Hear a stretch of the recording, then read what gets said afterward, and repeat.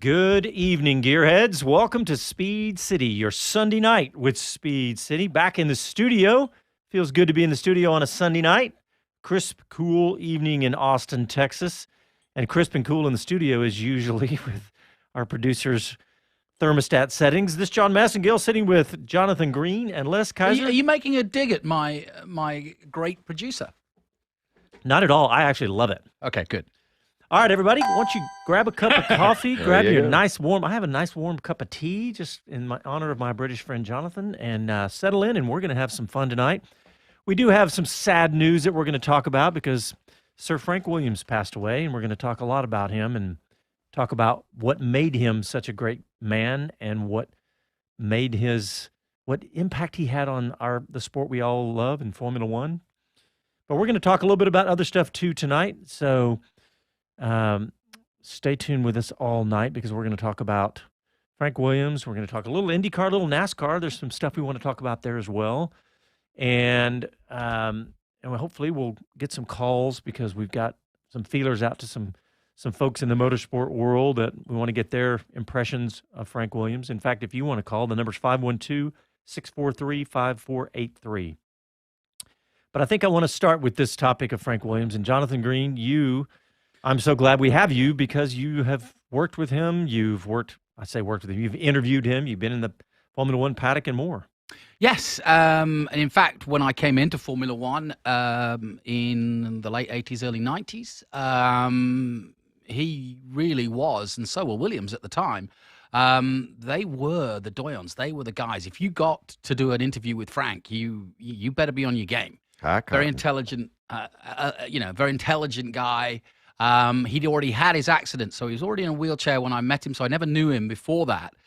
His accident happened in '86 while driving, actually from Paul Ricard, and he became a wheelchair person. I don't know what the right expression is, but became a paraplegic because of that accident in a car in '86. But continued. And if you know, and I was involved in traveling to all the races in the mid-90s, if you know how many races and how hard that is to travel that far, he was an inspiration just because of who he was as a team principal to do all those miles, to be on every pit wall in a wheelchair. And just to watch him of a day get round was quite a feat. He was a long-distance runner, so he was pretty used to putting up. And of course, by his example, he led Williams quite literally from the front, because if he could put in the long hours and he could do the travel, then you could damn well do it too. He was, very, very well respected. He was one of the originals. When you think about some of the originals of Formula One, they're few and far between. Harvey Postlethwaite, no longer. Ron Dennis of McLaren. Bernie Ecclestone of Brabham, and obviously Bernie Ecclestone of Formula One fame, no longer in Formula One. So he was one of the originals. Back in the 70s and 80s, he and Patrick Head were effectively the Adrian Newey and Christian Horner of the day. And I mean that in the nicest possible way. And they proved it by winning 9 Constructors' Championships. So when I came into Formula One, Frank Williams and the Williams F1 British racing team, and they were just that, were absolutely the team to drive for. I remember when Jenson Button decided after the Macau Grand Prix to sign for Williams, and he just got out of Formula 3. He wasn't even going to go to Formula 2. And what an opportunity that was. I mean, when you look at the results or look at the world champions that he helped nurture, back in 1980, Alan Jones from Australia, Keke Rosberg, father of course, of Nico. Nelson Piquet, a 3-time world champion, Nigel Mansell in 92, Alain Prost, 93, Damon Hill, Jacques Villeneuve. Now, those last two, Damon Hill and Jacques Villeneuve, I was there for the entire time. I spent a lot of time with Damon. Obviously, that was a dream team. Damon Hill and Frank Williams taking on, the might of Ferrari and Michael Schumacher. It was a great time to be involved in Formula One. True gentleman. Damon, obviously, with his own legacy from Graham Hill. And so it was an exciting time to be part of Formula One. And the few interviews I did get with Frank, I was totally, at top sea and, thinking that all my dreams had come true because he was a fascinating guy. If you got him on the subject, if you asked a stupid question or tried to be clever with Frank by asking him something off the wall or just, uneducated in Formula One terms, he would knock you down. He's a good northeaster. He's from Tyneside, so he didn't mince his words. If he didn't like what you were saying, he'd tell you in no uncertain terms a very abrupt and short answer, no, or no, next question type thing. Like an East Coaster, like a New Yorker. Yeah, very much. Yeah, you could compare him to an a New Yorker here, and so you know how abrupt that can be. And so you got your notes together before you went in to see Sir Frank Williams. Plus, if you ever got the opportunity, and that still is true today, of going down to Williams Engineering and going down to Williams Grand Prix and seeing the museum there to that history. Like I said, back in the day, they were the Mercedes of their time. I just looked up, as part of some of the obits, I just looked up one of the most interesting things I found, and this will kind of full circle it for you. Not only was he made a knight in England, he was Sir Frank Williams, and he was knighted for his services to motorsport and so on. The French also honored him with a similar honor because of his work for Renault engines, and that when I go on about Renault and how they were so mighty with Williams in those days with Damon Hill and with Jack Vielner, well, that's how much he is revered by the French for what he did just for their engines. Wow. He's got a lot of respect. I've been reading just different things I came across, and one of the things was you may not like him, but you will respect him.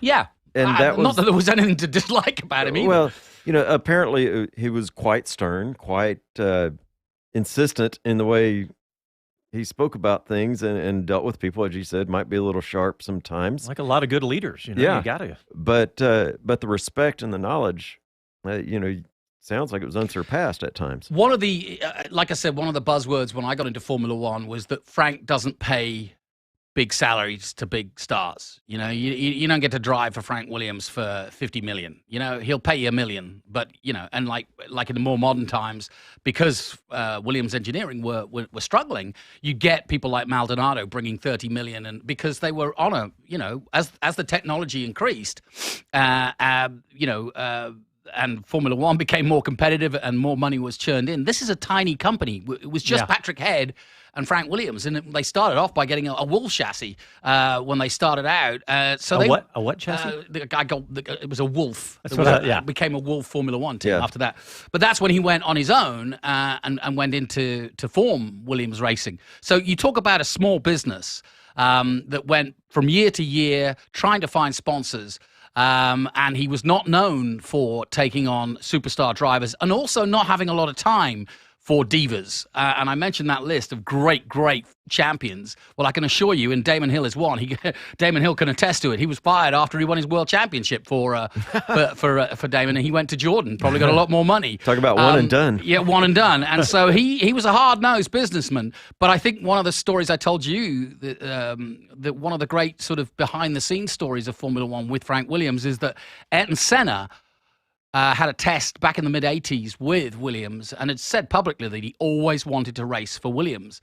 And it wasn't until he had 3 world titles and a chance in 1994 to race for Frank that partnership, and I don't think that Ayrton probably got paid a lot of money to be part of that Williams team.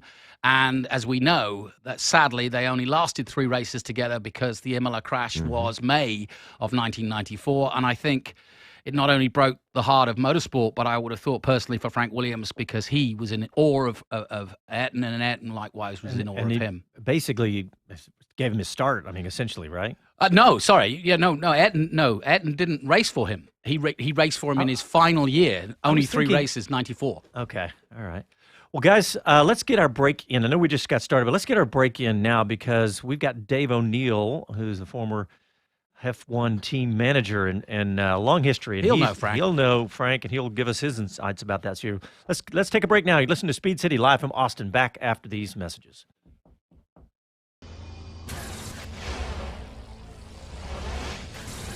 Hi, this is Max Verstappen, and you're listening to Speed City. Welcome back to the fastest hour in radio, Speed City. All right, welcome back to the show. Sunday night with Speed City. We're talking about Sir Frank Williams passing. And we've just been joined by Mr. Dave O'Neill, former Haas F1 team manager, longtime motorsport professional. And Dave, thanks a lot. We appreciate you joining us. And I really just want to ask you about Sir Frank Williams.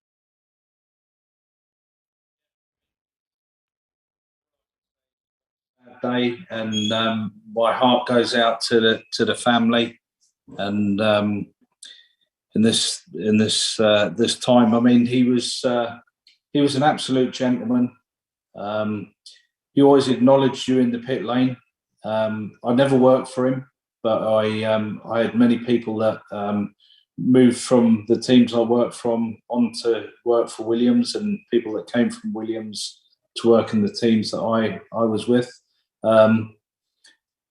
Really great story. I think I was listening to a couple of you talk about it earlier in the program, and the lengths he went to put the team on the grid were by all means, nowadays it wouldn't be possible. But talk about being a storesman, being an engineer, being a mechanic.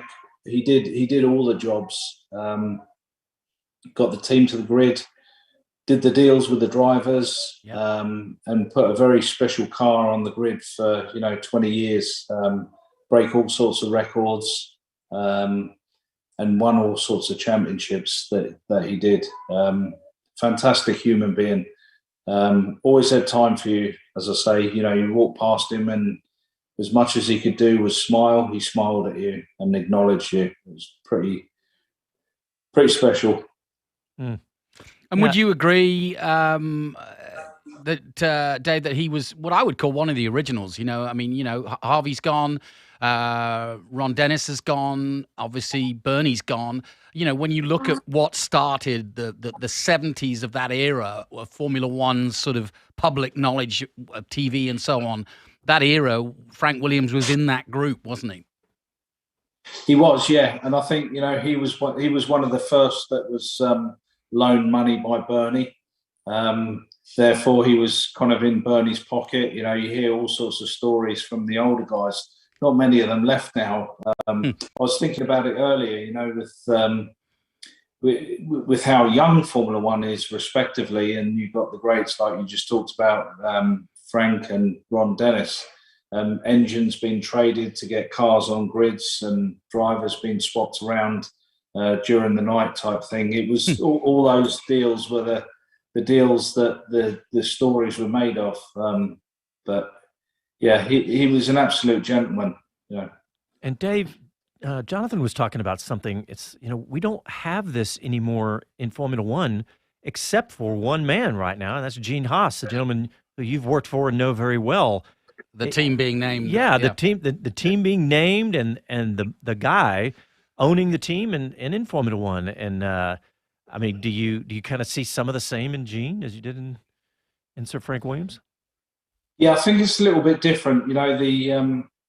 Gene came into it because he wanted to. I think Frank came into it because he had to, type thing. Being in the racing side, but. The guys that used to work for Frank, he'd roll around. He put his home in the workshop. He'd roll around every morning in his wheelchair with his nurse and say good morning to everyone. He knew every single employee by the name. There was probably 670 people in the height of Williams, but he knew them all. And when they left, you always did a picture with them and said thanks for your contribution type thing, shook their hand, and they went out. There was never anyone who kind of got booted out the door that I knew of. But again, a place I always wanted to work at. I actually went for an interview there to work in the touring car team, and that was the way you could get into Formula One, was to join the touring car team, and then you get into the test team, and then from there you'd move on to the race team. But I never got taken up on the touring car one, but it was a place I always wanted to work for sure. Dave, one of the things that you touched on it there, that most days at the end of the day, he would go out to the driveway and wave and acknowledge the people as they left work. And I thought that was amazing that he did that for quite some time until health just was beyond that. But I thought that was amazing. Like I said, there were 500, 600 people there, and he continued to be a personal connection for them. And a leader, you know, a true leader, which is fantastic. And then, you know, he never let go of the reins. You know, Claire had a go, and she was deputy team principal. And Sir Frank carried on and held the reins as long as he could. And if you just look back in history, the amount of drivers that have been through there before they won and as they won and as they went on to create legacies was huge. And just so thankful, really, that I was involved in Formula One the time Frank was there. It was awesome.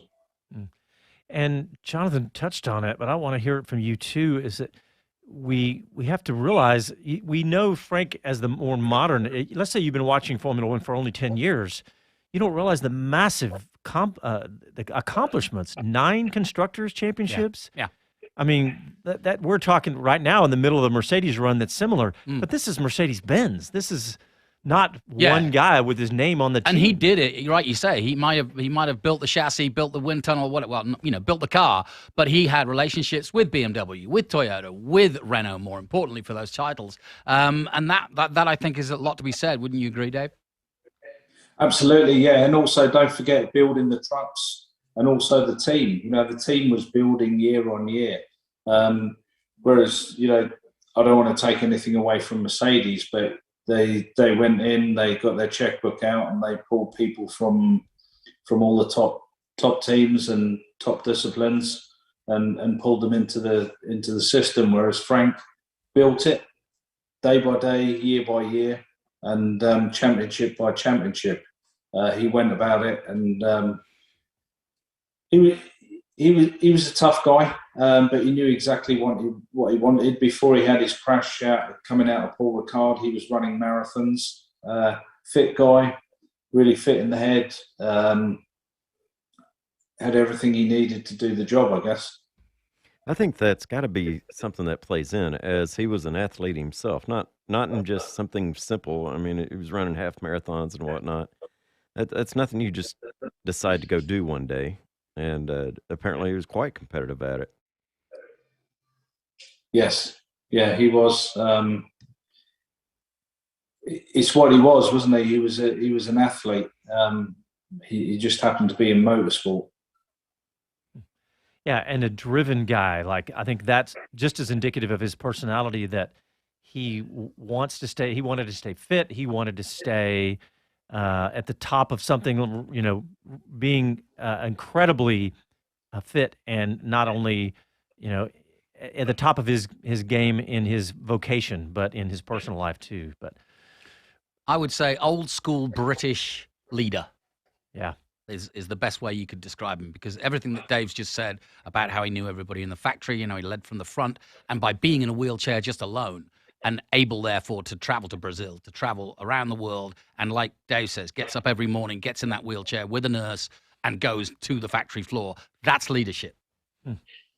Yeah, I might be wrong in saying it, so someone would need to check the facts, but I think he is the oldest living paraplegic in the world for the stretch of time as well. So the amount of time he was paralysed, to the amount of time he lived, to the age he was the oldest. So if you kind of put that in perspective, that's the sort of person he was. Great insight. And I was looking at some of the tweets of the drivers in Formula One, like Valtteri Bottas, Jonathan, who you said actually drove for him. He just said, Valtteri said, "Sad news today. Thank you for everything, Frank. You will be missed. Rest in peace." And he tweeted a great photo of a young, really young Valtteri Bottas sitting with Frank. Well, that was Frank's reputation. He took he took a chance on a lot of young talent. Bottas is a really good example. We all saw Bottas come up through Formula 3, and we all said, what a talent that's going to be lost because he doesn't have the money to go to Formula 1. Williams took a chance on him. So. Yeah. And that was true of so many other young drivers. George Russell tweeted, "Today we say goodbye to the man who defined our team. Sir Frank was such a genuinely wonderful human being, and I'll always remember the laughs we shared. He was more than a boss. He was a mentor and a friend to everyone who joined the Williams racing family and so many others." And that was George Russell. Yeah, Formula One's lost one of its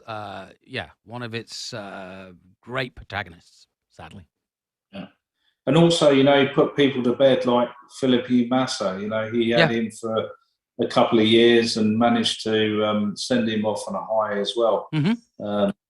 So PK, Prost, the list goes on. Yeah. So. And you know that people like Jack Vielner, his father drove for Ferrari, but that Jack wanted to win his title for Williams, and he didn't want necessarily to follow that sort of bloodline. He wanted to win a world title for Williams, and he wanted to work with Frank Williams.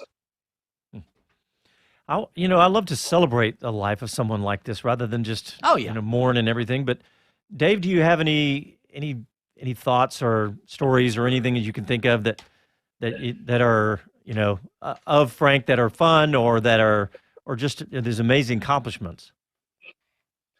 Well, I think you kind of said the words mourn. I think it's so early in the news that we kind of, in my mind, got to carry on talking about the history he made in Formula One.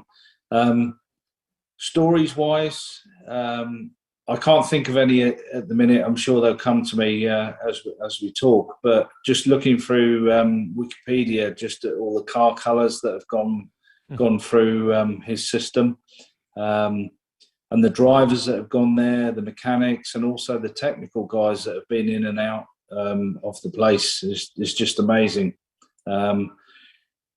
Really.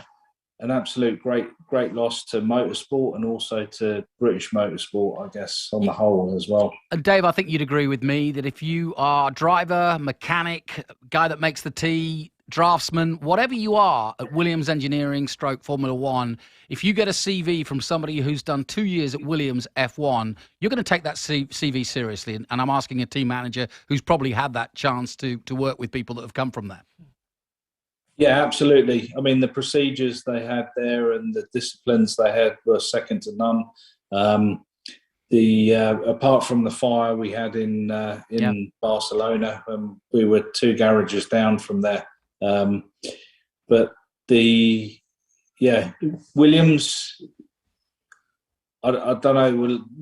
I don't think we'll ever be the same again without the direction of Sir Frank. It might be called Williams, but the history that was made under that banner is huge, and we should go on and salute Sir Frank for the next week for sure. Well, I do yes, the team is not the same, and it's under this new ownership, American company, Doralton Capital, but the legacy is.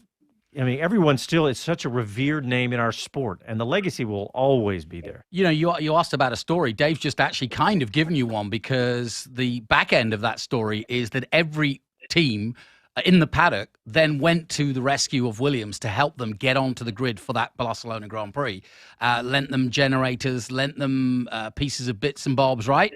Am I right, David? You were there. Yeah, absolutely. I mean, the IT system was the bit that burned to the ground. The rest of it got pulled out of the garages. I was there on that day, and it was all the wiring for the IT system and the infrastructure and garage boarding, etc.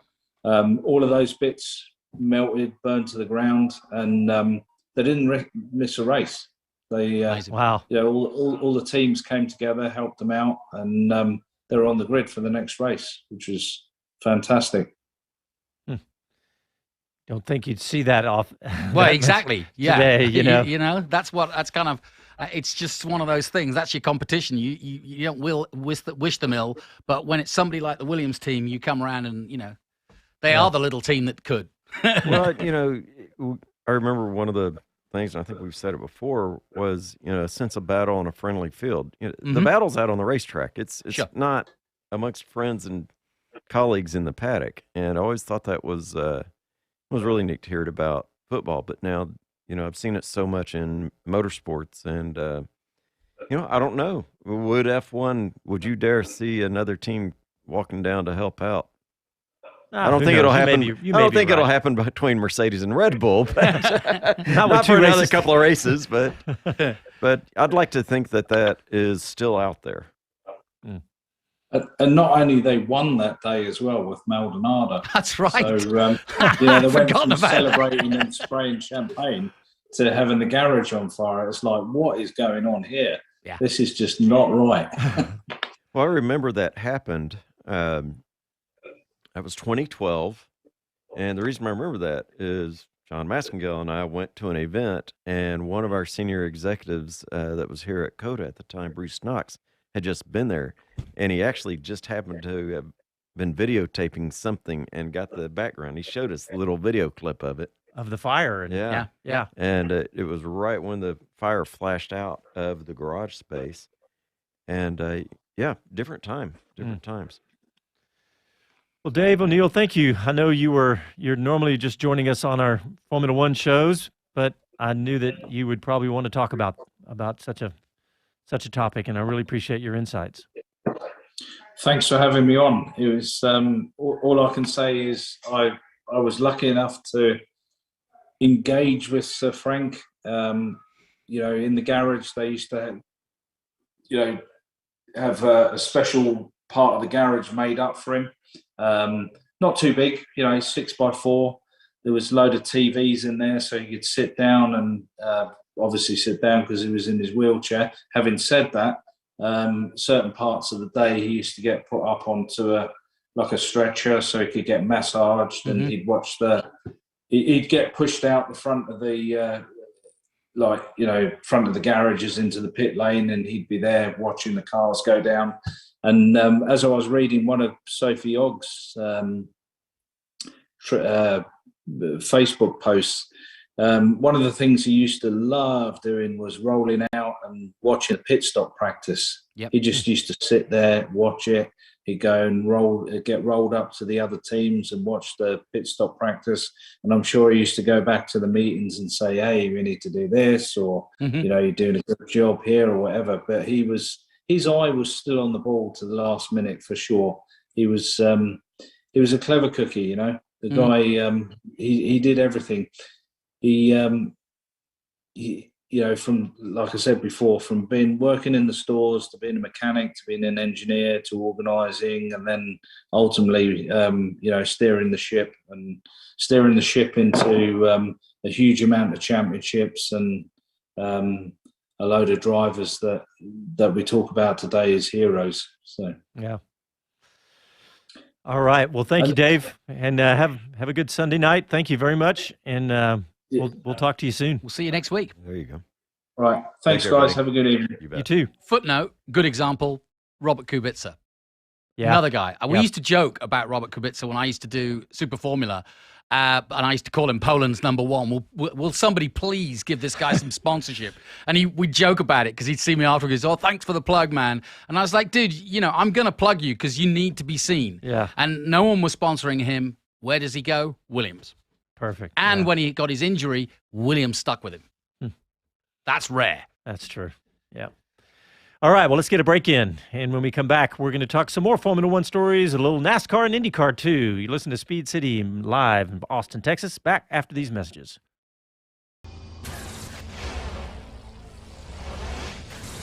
Hi, this is Karan Chandok, and you're listening to Speed City. Welcome back to the fastest hour in radio, Speed City. All right, boys, the next big motorsport event at Circuit of the Americas is NASCAR. Coming back for the second year. We knew there was going to be a second race at NASCAR after the first one, after the huge crowd in the pouring rain. So they're coming back March 25th and 27th. Can't wait. And yeah, that's going to be awesome. But I want to talk about qualifying because there's been the change starting next year, right, Jonathan? Yeah, and this has basically come out of COVID, and we keep looking for things that we said the world would change, and the world of motorsport, especially NASCAR, adopted very well early adopters to how to run in a pandemic. They showed everybody else. Yeah. Yes, they did, and they dropped practice and qualifying for the last 2 years and managed to therefore lessen their weekends, lessen the exposure, lessen the time of interaction, and they still had great racing and great championships. And so this has given them thought to perhaps look at a different way of doing things. And as of 22, they're going to be doing it differently. They're going to have different qualifying sessions with single lap qualifying in 2 different groups, Group A and Group B, and then that will go through to a single 1 lap. Fastest qualifier earns the Bush pole for the final round. It'll be different at each one. Super speedways, ovals, road courses. Road courses, for example, will have, and I'm thinking about COTA now, will have a Group A and a Group B, and that will be a 20-minute practice, and the top 5 transfer to the final round from each group, and therefore you'll have a 10 cars racing for a 10-minute time session. Fastest qualifier gets the pole. So it's a bit more like Formula One now. Yeah, similar, isn't it? Yeah. And I actually think it will add to the TV coverage and it will add to the excitement. India are also looking at their... That's where I was going to go next. But before we do that, with NASCAR, I was looking at the comments, which is always a scary thing to do, but I always like to do it just to get a feel for it. At multiple websites and stuff, looking at the NASCAR. And look, it seems to be this is very anecdotal, but most of the fans seem to say, all right, let's give this a try. Let's see if this will fly. So, we'll see how it goes. Yep. But you said IndyCar is also considering a change to their qualifying. Well, yeah, and it's different for Indy because they're almost being forced to do it because Indy, I think, has a great qualifying system. The Fast 9, etc., and the way they cut it down with the 2 groups going out and then the top 6 going through and so on and so forth. But now they've got so many regular entries that they're almost looking at ways, and they haven't actually defined it yet, but they're talking about different ways of getting all of those people on track. So sort of, having 3 cars out there that advance, and so many advancing through, because that you can't have 33 cars that are very easily out on track doing a practice session at some of the road courses. Fine at the Indy 500, but it makes it a bit harder. Yeah. So how about splitting the grid in half and then, Group A, Group B, and then bring the top half out of each of them out again for another round. I don't know. Yeah, I'm interested to see these varieties and what they're doing. We folks early on, we talked a lot about the variety of qualifying and what Formula One might do. Well, stay tuned. We're going to have a podcast specifically on one very scientific and mathematically founded approach over the holidays. I like that word you just invented, mathletic. Mathletic. He is very mathletic. Meaning he's really good at math? Is that what you're... Sure, let's go with that. Mathletic. He's a good number runner. Yeah. Hey! There you go. That's the layman's version. I was waiting for the ding, but he didn't. Yeah, thank you. Yeah, because he didn't agree. Sorry. A great one. I won't try to... No more puns. Hey, let's talk some more about COTA. Thanks. About COTA. Athleticism. Yes. You put in the show doc about the Rolling Stones. How many people came to COTA for that? I know there's no official number. Me and about 79,999 of my closest friends. Yeah. Wow. And I will tell you, the Stones still got it. It was my 4th time to see them, but you can definitely see the difference. First time without Charlie Watts. It started off great with a little tribute to Charlie video and things like that. Still, fantastic show. But what really made the news? Traffic, and not in a good way. Yeah. There were several things that happened. First, tell us your experience with the traffic. My experience, I got out there early enough. I was on site about an hour and a half before the show started. Parked in before the first show, not the Stones. Right. So you got there like 5:30. Right. Got out there, had snacks out in the parking lot F before I went in. Got his towel down early. There you go. And then went in for the show itself. Quite honestly, I left about 3 songs before the end of it. And so you missed Start Me Up. No, I heard it. Oh. I just wasn't. Oh, you were starting Right, back. yeah, you were starting I'd already home. done that. Start me home. But there was a lot of news about it. One of the things that I'll say is, So you got home at the last of your story is that you got home at a pretty. How long did it take you to get from Coda? Pipe and slippers by 10:30. Oh, yeah, it's later than that. But I'll say it was about Didn't deny the pipe and a little slippers. over an hour. And, Okay, that's yeah. That to me is what I would hope for, that kind of experience. Speaking to some of the folks, it was not Coda with their tribal and local knowledge that managed all those logistics. There's another group that came and was managing the Rolling Stones activities and everything around the ops, if you will. And then there was a terrible snafu in one of the traffic apps that showed a road closed that wasn't closed and rerouted people onto the serious that little was- farm roads. Yeah, oh God, that's a nightmare. That was Waze, I think I heard. Yeah. Yeah. And so those things wreaked havoc as well. It's just what happens with those large events. When I saw them at the Cotton Bowl, we were in a parking lot for over 3 hours before we got out. I mean, it's 100,000 people. I know that we want this to be great for everybody, but it's 100,000 people trying to get in and out of the same place. Think about that. That's the size of a decent-sized city. Yeah. Trying to get in and out of one little spot. Yeah. So, Yeah. I mean, I know there's bound to be events that do this well, but it's really hard at that location. It's an ever-changing, and this event, unlike any of the other major events there, it concentrated everybody back into that, along where the super stage is for the Formula One races. And so everybody was right there. That was the only thing going on. And, it wasn't like you had folks that were there for the races that filtered out early and didn't go to the concert. This is what was there going on. Yep. But Yeah, I'd do it again. I didn't go. I've seen the Stones live, and I have to say, I put a big caveat on this, if they go out on a big tour again, which I'm kind of doubting they won't. And by the way, Austin was the final. This could be it. Yeah, you may well have witnessed history, because it could be the last time that the boys play. And just a sort of side story myself. The last time I was in England, I went to Eel Pie Museum. And Eel Pie Island is where the Stones kind of made their name, both in the local pubs around Richmond, which is where they were from, and London, and right by where I lived. And so to go and see where it all began back in the late 50s and early 60s, think about that, guys. Back in the late 50s, they were playing as the Rolling Stones, and they've got the posters, come and see them, and it was like 5p to come and, and it was a mystical little island that you had to walk across. It was in the middle of the Thames, and the stories of the Eel Pie Island days were very much documented as being the start of rock and crazy. roll in the UK. I can't believe they've been doing that for 60 years. It's nuts. Oh, Or, yeah. or more, it sounds like. I want to have whatever they're taking. Yeah. I don't know if you want to have what they were taking back in the 60s. Well, but- I don't think anybody could have made it. But that's some explanation for what went on around the traffic situation. And, by all means, I think there were a lot of lessons learned in that maybe we ought to involve Coda and the local folks a little more on this.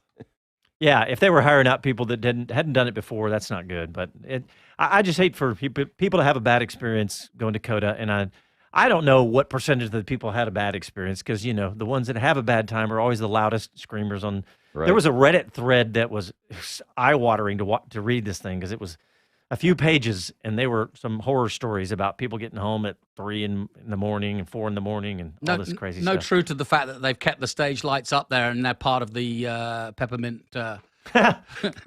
trail of lights. Are they? What's it? Peppermint Parkway, is that what it's called? Yeah. We saw a lot of that already set up. Have you been? Have you done that?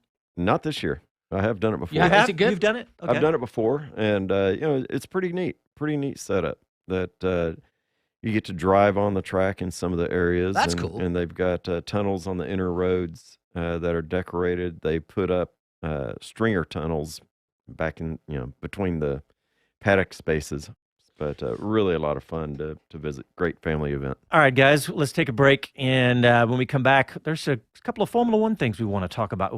One thing is I want to talk about the possibilities, the permutations Yes. of the championship with only 2 It races ain't over. left. It's not over. All right, listen to Speed City back after these messages.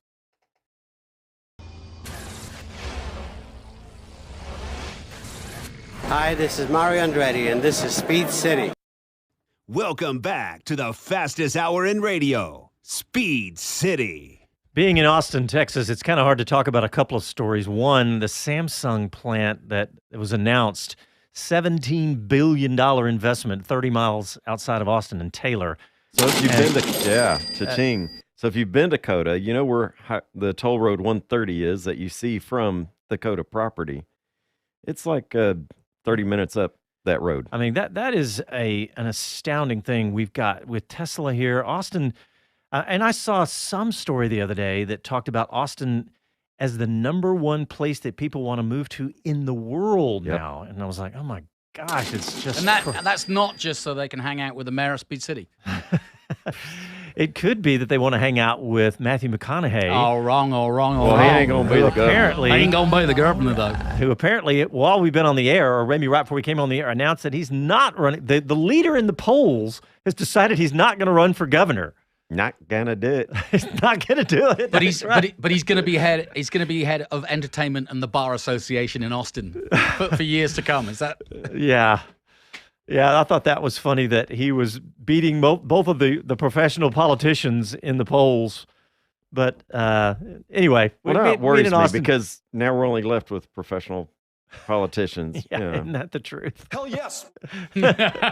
Where's Kinky Friedman when you need him? By the way, speaking of the producer, that was really nicely played. The you can't always get what you want from the Stones. Very nice. Talking about traffic, people who left after the show. You can't always get home on time. I don't know. Maybe it was a lead into the political story that we never seem to care about. Anyway, all right, let's talk Formula One because let's do that. Yeah.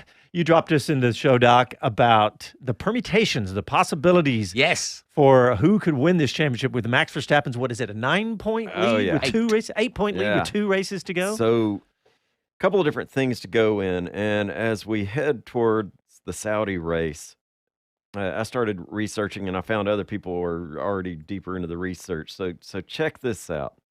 Verstappen finishes #1 and he gets the fastest lap. And Hamilton finishes 6th or lower, we'll give it to Max. Okay. So, well, at Saudi Arabia? Yeah. Wow. Oh, that's interesting. So that'll finish it right there. If Hamilton finishes first, not getting the fastest lap, and Hamilton gets the 7th or lower, he's good. Yeah. Okay. That makes sense. Yeah. 8 points. You start throwing in that difference, and then there's the fastest lap and all that. So yeah, I was really kind of doing this ahead for next week. I'm sure we'll repeat it next week because I'm going to need to be reminded about this again. I guess they didn't choose the sprint races in the final race of the season for maybe just this. Well, one of the things I thought was interesting in the commentary the other day was the saying that the sprint races have massively helped Verstappen's cause this year because he's got big points during those sprint races. Yeah, I tweeted that out, and somebody brought up a good point about that. I don't have it in front of me, but talking about what had happened had they not had the sprint race, where those points would have been. So it's not as cut and dry as you might think about the way the sprint race points fall like that. And there's some other good battles. 1 point between Lando Norris and Charles Leclerc, 153, 152. The constructors battle, obviously, between Red Bull and Mercedes is close in the Constructors Championship. And Ferrari, the fact that, I mean, think about it, guys. They finished in 2020. You remember where they finished? I think it was 6th. And now they're going to finish in 3rd, thinking, it's hard to believe to say that Ferrari has come through in a huge way and they're only going to finish 3rd because you think they should be, with the money they have, they should be finishing in the, fighting for the championship every year in constructors. But then you think about the money that you get from selling Red Bull and Mercedes cars. There's plenty of money to go around there, but sure. The last option I'll tell you about Saudi, if Max gets 2nd and Ham does not finish, it's done. Again. Okay. Yeah. Just that. Yeah, it's going to be interesting. And what I love about Saudi Arabia is it's a complete blank sheet. I love it when we go to a Formula One track that nobody has any data on.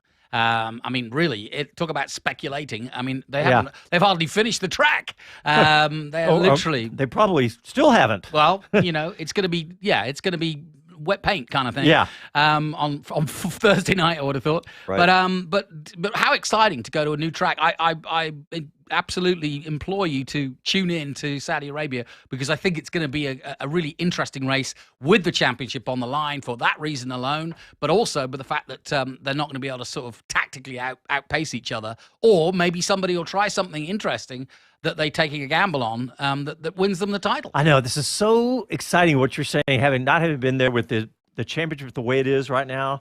It is awesome. I was just looking at the time. The race, it's also North America friendly, because the race on Sunday is at 11:30 a.m. Qualifying on Saturday is at 11 a.m. Hey. That's the producer. Murphy, we're good. We don't have to get up early. There you go. Brilliant. Brilliant. Exactly.